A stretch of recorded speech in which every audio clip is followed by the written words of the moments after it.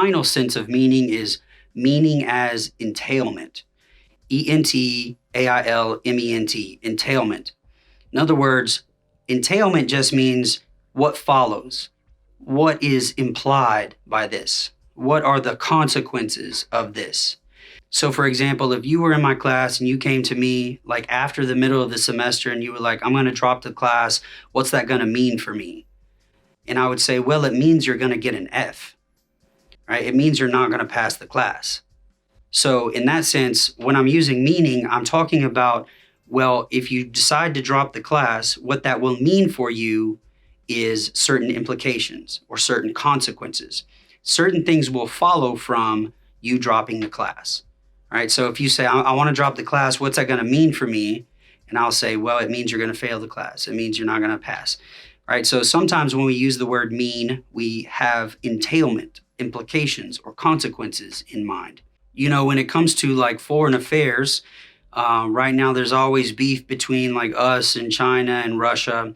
And if our president or some other president says, you know what, if you all do this, if the United States does this, then that means war, right? Or if we tell China or Russia, if you all do this, that will mean war. Then what we mean by the word mean is that certain actions or certain things said will imply war. The consequence of those things will lead to war. And so that's what meaning as entailment means.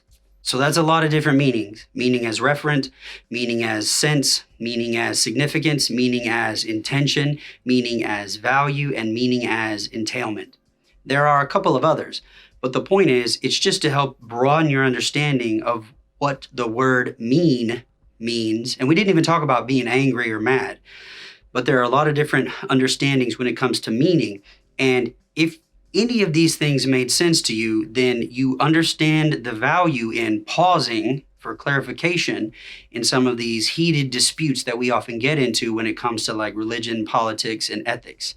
We really ought to understand not only the words being used, but how they are meant to be used by the author or the speaker.